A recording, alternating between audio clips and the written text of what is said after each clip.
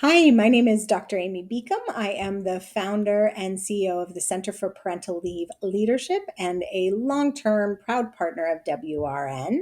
I have been supporting individuals and organizations through parental leave and family and medical leave more broadly for 2 decades, and it is something that I care deeply about, which is why I'm so excited to be here today as we offer you this new video as part of the resources we have been creating with WRN over many, many years that are available for free on their website. So I encourage you to check all of those out.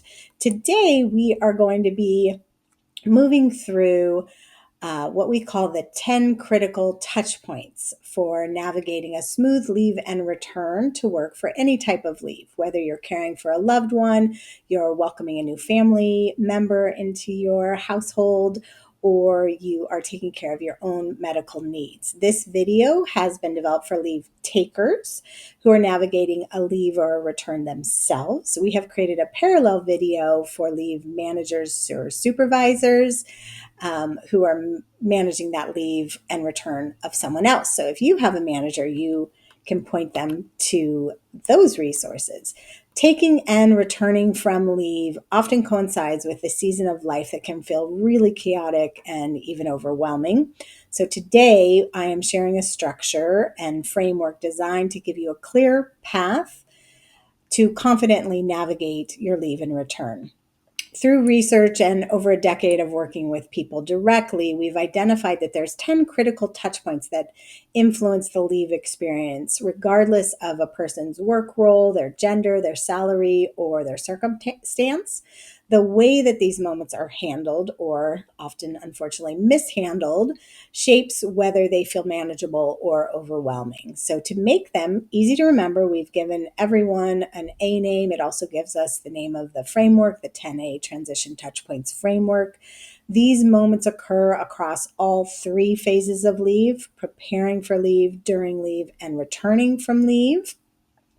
Today, we are going to dive deepest into the third phase, returning from leave. But before we do, I want to provide an overview of phase 1 and 2, as they are essential components of the overall framework that I invite you to use as a guide.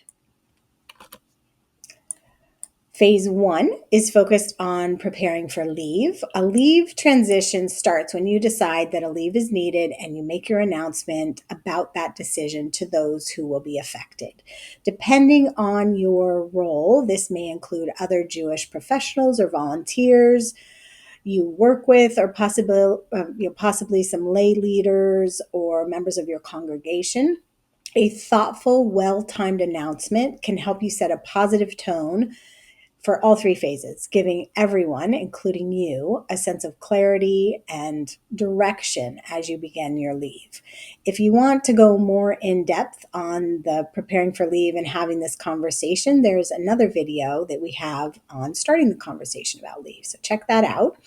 The next step involves assessment. So this is here to remind you to intentionally reflect and consciously identify what your priorities are, the strengths that you can draw from that are your own or for those around you, any potential challenges that you might run into, and areas that we call pivot points. Those are the things that can go either direction depending on how you proactively address them and move them into strengths. But they can also become challenges if you ignore them. So you really want to work on those pivot points. For example, are there particular responsibilities that typically require your availability or knowledge you hold that others may not have? What the results from your assessment with those, you can begin building your action plan. Together, the touch points create clarity and confidence for everyone involved. Continuing with our example, you can use this time to coordinate in advance who will cover your responsibilities and document processes or key information to eliminate any knowledge gaps. During this planning time, you and your coverage partners should develop a keep in touch strategy with shared expectations and responsibility around boundaries that you want to set while you are away. If it applies to you, special attention should be paid to clarifying pastoral or congregant needs, including how to respond in the event of any life cycle moments.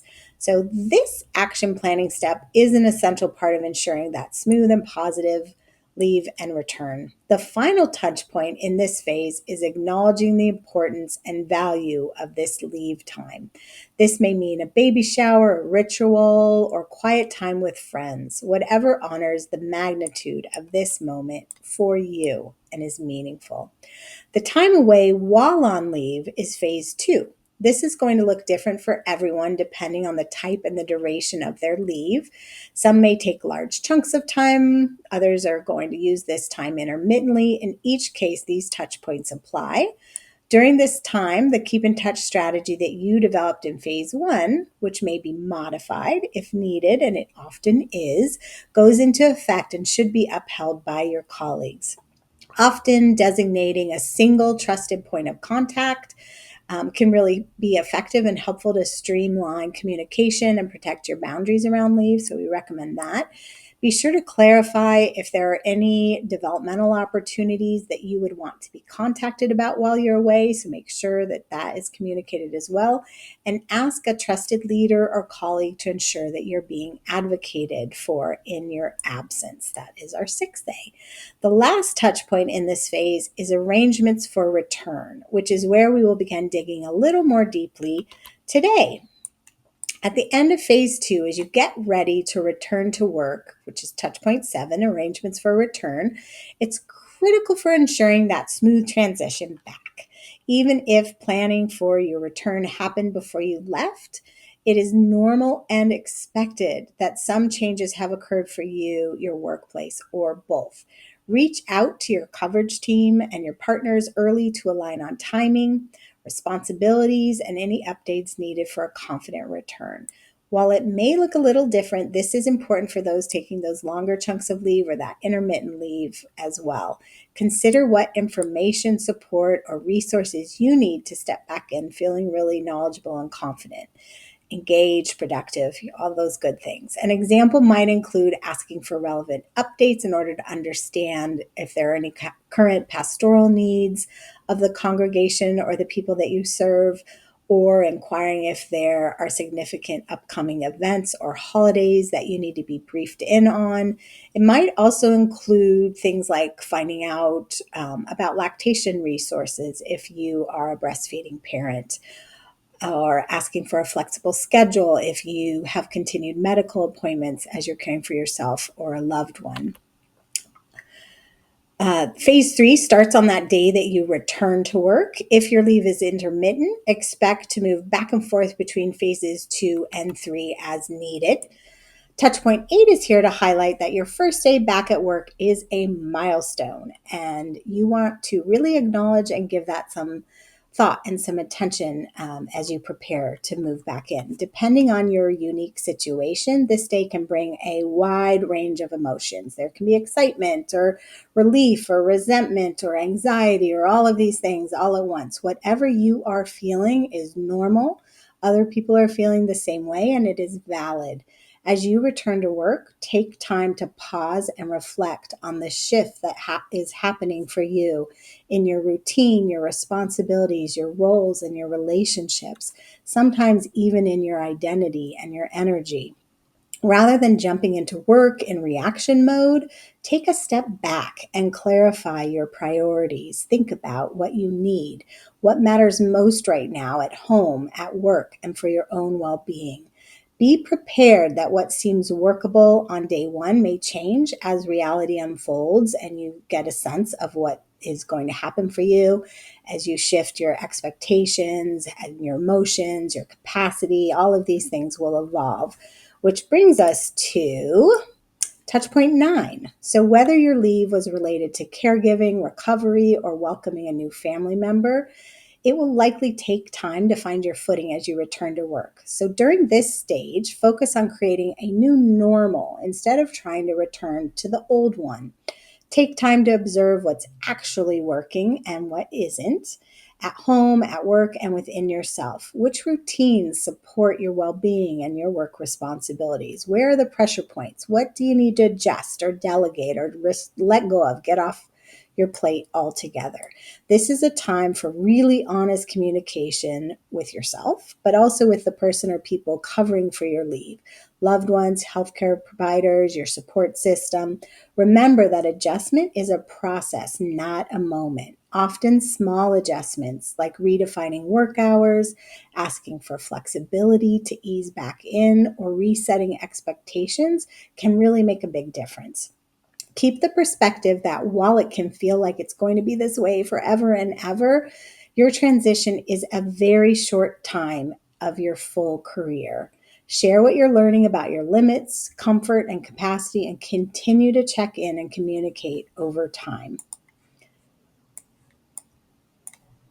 My touch point 10 focuses on looking ahead and intentionally shaping your career and personal growth after your return.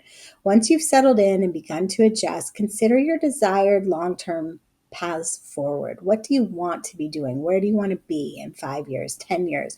Reflect on the skills and the insights and the resilience that you gained during your leave transition. How can these be applied to your current role or to future opportunities? What new strengths or perspectives have emerged that can enhance your work, your leadership, your collaboration? What skill development have you had occur for you? Use this awareness to identify opportunities for development or change, learning, growth, and be sure to always advocate for yourself and celebrate how far you've come. Whether it's mentorship, training, or a project that aligns with your evolving goals, take proactive steps to shape a career trajectory that reflects both your personal and professional priorities. By intentionally connecting your leave experience with your career path, you can leverage your personal growth development into an opportunity for meaningful professional growth and fulfillment. Approaching your leave and return to work with thoughtful planning and open communication in partnership with your leave manager and any cover team folks supporting you will help you navigate this transition with confidence and clarity. Be proactive whenever possible, reflect along the way, and make those adjustments as they come up, knowing that each small adjustment, whether to priorities, responsibilities, workflow, they all play a key role in creating a successful and sustainable leave and return experience for you. You can learn more about the 10 touchpoint framework in my book, The Parental Leave Playbook. And remember that WRN is here to support you every step of the way. Be sure to check out that growing library of resources that I mentioned. It is linked here, and it is also found by searching for Women's Rabbinic Network and Family Leave. Thank you for watching. We are wishing you a positive and successful leave transition and return.